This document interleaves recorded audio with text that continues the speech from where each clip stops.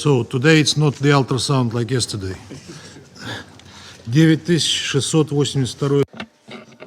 The 9,682nd meeting of the Security Council is called to order. The provisional agenda of the meeting is maintenance of international peace and security. The agenda is adopted.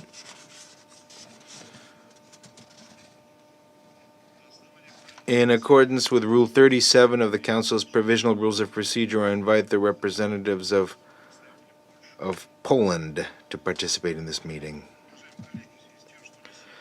Colleagues, in connection with the fact that the Russian Federation, by taking on the presidency of the Security Council this month, took on the obligation to act impartially and transparently, I want to openly explain the situation regarding the participation in today's meeting of Ukraine. A letter was received to the Secretariat yesterday with a request by the representative of that country to speak at this meeting. Not only except in addition to the other requests, including from EU and Poland, in violation of standard practice and not addressed to the Security Council. It does not even include the basic protocol language as in standard practice. The only proposal in it is the request to allow Ukraine to participate in the meeting. This is the letter. It's not clear who it's addressed to. Here are the letters from Poland and the EU,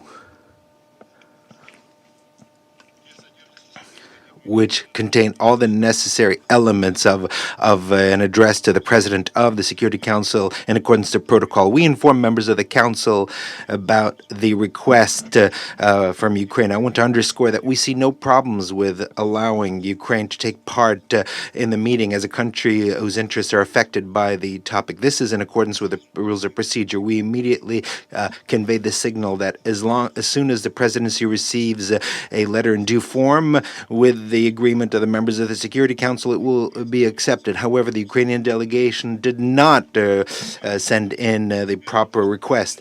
It's clear that they need to show that they stand above the rules of the Security Council, and like other delegations who request under Rule 37, including the European states, they have the right to dictate their own conditions. We, as a presidency, cannot accept that. The rules are the same for everyone. That is to ensure the functioning of the Security Council throughout the month. The attempt by the Ukrainian delegation is an attempt to undermine the authority of the Security Council, because the presidency is not just a country, but it's an institution, and I hope all colleagues accept that. Nevertheless, in the absence of objections, we agree to let Ukraine take part in today's meeting, but only on the condition that it was requested by the United States. We intend to satisfy the request of the United States in accordance with the rules. We regret that Ukraine cannot act independently, even on such a procedural matter as a meeting of the Security Council. And even in that, it has to be led by its sponsor. Я прошу секретариат пригласить Украину. I would ask the Secretary to invite Ukraine to take part in the meeting.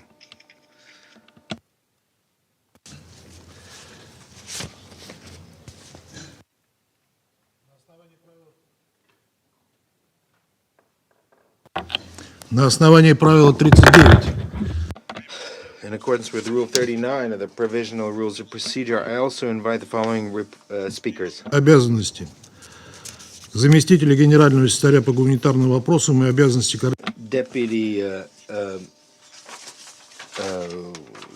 Madam Joyce Msuya, Acting Under Secretary General for Humanitarian Affairs and Acting Emergency Relief Coordinator, and Mr. Vladimir Zhovnir, Cardiac Surgeon, Anesthesiologist, and Activist. It's so decided. Under Rule 39, I also invite the head of the EU delegation of the United Nations, His Excellency Mr. Stavros Lambrinidis. It is so decided. The Security Council will now begin its consideration of item 2 of the agenda. I give the floor to Madam Joyce Suya.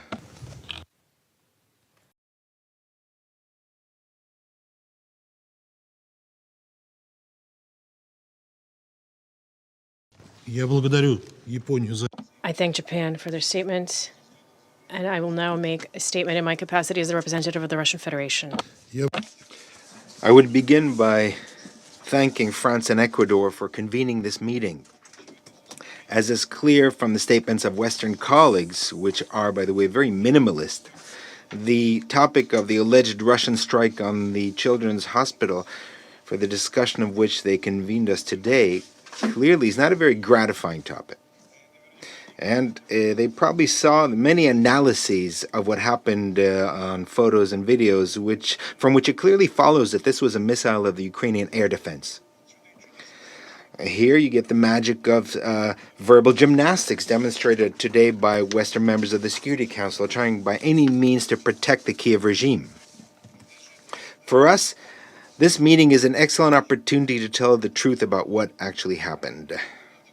However, the truth, as is well known, does not interest our Western colleagues, and in the best traditions of the Bucha provocation, or with the Mariupol hospital, which was mentioned today, they tried to engage in wishful thinking by condemning the allegedly intentional strike of the Russian Air Force against the children's medical facilities. Now, the dishonesty of this tactic is clear to the naked eye, as was noticed immediately by the Ukrainians themselves, thanks to the video of the strike against the hospital complex, which appeared in the internet, and negated all attempts by Kiev and Western propagandists. Here are the references of the most full publication. These are QR codes. And here's what immediately after the event was published by Ukrainian Telegram channels, which remain the only uncensored source of information, uncensored by the Ukrainian authorities for their compatriots. And I quote, "The presidential office has instructed everyone to only publish and promote information related to the children's clinic Otmandet in order to A, divert attention from other issues, as there are interesting sites nearby where people could question the government about why military facilities are located so close to residential areas and hospitals. B, attempt to boost the morale of the army and the people by fueling hatred toward the enemy. They claim that the enemy intentionally targeted children, although everyone knows that the rocket was accidentally shot down." This is a quote. C, distract the masses from the daily lawlessness of the government, corruption, tariff increases, price hikes, growing disillusionment, etc. D, divert attention from the constant retreat of the armed forces of Ukraine. E, create additional reason for justifying the conscription in the name of Zelensky. And E, create a media hype in the Western press before the NATO summit. End of quote. Here's another quote.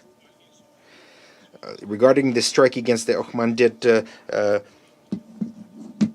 children, it's quite clear it was a air defense of NASAMS that went off course and hit the children's corpus. Western air defense also often miss their targets, and most often this happened when the air defense of the Ukraine hit Poland, hit a tractor. If the X-101 missile had hit the building, the damage would have been much worse. We all constantly write that Ukrainian air defense missiles often go off target. There was many such tragedies before, and the presidential office was constantly lying to people that these were Russians who intentionally struck residential buildings. The presidential office has to constantly fuel hatred among Ukrainians and justify the continuation of the war by these artificial tragedies. And the military themselves acknowledge such tragedies are as a result of air defense. This is a quote from Ukrainian sources, it's not mine. Colleagues, I hope now you can understand that no matter how the Kiev regime and its Western sponsors tried to represent the tragedy as a result of an intentional Russian strike, even in the eyes of regular Ukrainians, the version does not hold water. In these conditions, we really regret that the Council has been drawn into this dirty propaganda campaign of Kiev and its abettors. And I'd like to ask Mr. Zhovner a question. How he, when he went into the street, understood that the hospital was subject to a Russian strike? Who provided this kind of information, which clearly contradict common sense? Does he understand that if this had been a Russian strike, there would have been nothing left of the building, and all the children and most of the adults would have been killed and not wounded? But due to the fact that the screen has been darkened, I don't think we'll hear an answer from Mr. Zhovner. We have often stated that Russia does not strike civilian targets in Ukraine. And if speaking of strikes of the Russian Air Force, which were conducted against military targets in Ukraine and the air bases of Ukraine, one of these targets is the factory of Artem, one of the largest enterprises of the Ukrainian defense industry. This is one of the main producers of aviation missiles, weapons, and ammunition. And this target, according to data based on objective evaluation and based on testimony of Kiev, of people of Kiev themselves, was hit. Since the factory is about 2 kilometers from the Okhmadet Children's Hospital, there's every opportunity to assume that the air defense missile was meant to intercept the Russian missile and which was meant to hit the factory. Now, such tragedies could be avoided if the Kiev regime, in contravention of international humanitarian law, did not locate air defense and heavy weaponry in residential neighborhoods. However, its Western sponsors prefer to look away regarding that important fact. We also can't fail to mention the fact that the Ukrainians themselves in the social media noted an interesting trend. The tragedy with the hit of the air defense rocket into the hospital, children's hospital, occurred on the eve of the NATO summit. And this is the third NATO summit since the beginning of the special military operation. And similar situations occurred on the eve of each one of them. It was the same on the 27th of June of 2022 when Ukrainian media reported about an explosion in a mall in the city of Kremenchug in the Poltava Oblast, where supposedly hundreds of people were there. In actuality, the fire in the mall, which was empty and was not functioning, took place as a result of the detonation of ammunition which was held in a neighboring building and was provided by the U.S. and Europe. The same thing happened on the night of the 6th of July of 2023 when the Russian Air Force delivered a strike against a temporary deployment of Ukrainian soldiers and foreign mercenaries in Lvov. And noteworthy that the mayor of Lvov, Mr. Sadovy, acknowledged that the buildings, residential buildings, were damaged by fragments of the air defense. In all these situations, these were maximally exploited by the head of the Kiev clique in order to beg for more weapons for Ukraine. It's an interesting tendency, isn't it? And it's quite noteworthy that Ukrainian media resources have also noticed this. And by the way, another question begs to be asked. And this is in relation to the words of the representative of Slovenia regarding the confirmed Russian strike against the Okhmadet Children's Hospital. In videos posted by Ukrainian users, it's clear to see how one after another, without any interference, 5 rockets of the Russian Air Force strike the factory. Also, it's clearly seen that without any interference, a single rocket hits the children's hospital, a rocket of the air defense of Ukraine. It's impossible to mistake it due to the easily recognizable rocket fin assembly and other traits. How is it possible that Ukrainian air defense misses all 5 strikes against the factory, but hits the children's hospital directly? Maybe the representative of the Kiev regime can answer that question.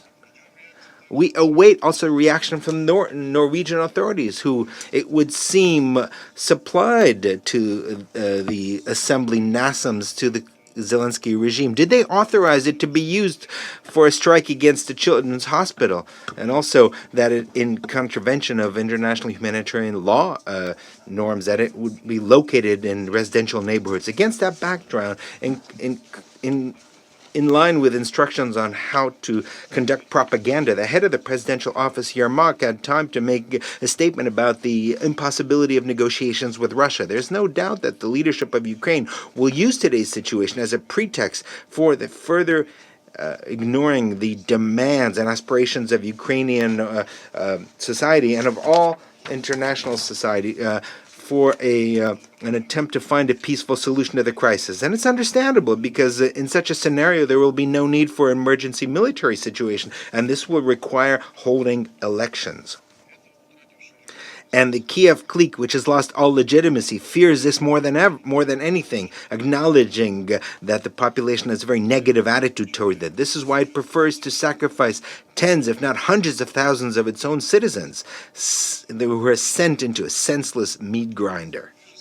We, on our side, have frequently spoke in favor of beginning negotiations and ending hostilities. However, this must be a cessation rather than a pause in hostilities, in order to give which would give the possibility for Kiev to lick its wounds and rearm. Furthermore, the root causes of the Ukrainian crisis must be tackled. Without this, there will not be any sustainable and lasting peace. Our conditions for concluding the conflict were clearly stated by President Putin on the 14th of June at the meeting with the leadership of our foreign ministry.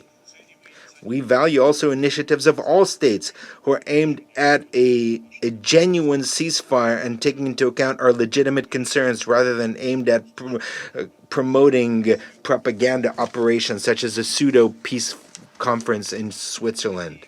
And as long as Kiev and its sponsors remain deaf to the appeals of using diplomacy, we will continue to be forced to compel Ukraine to peace and eliminate the root causes of the current crisis situation through military means. I will now go back to my role as President of the Council, and I give the floor to Ukraine.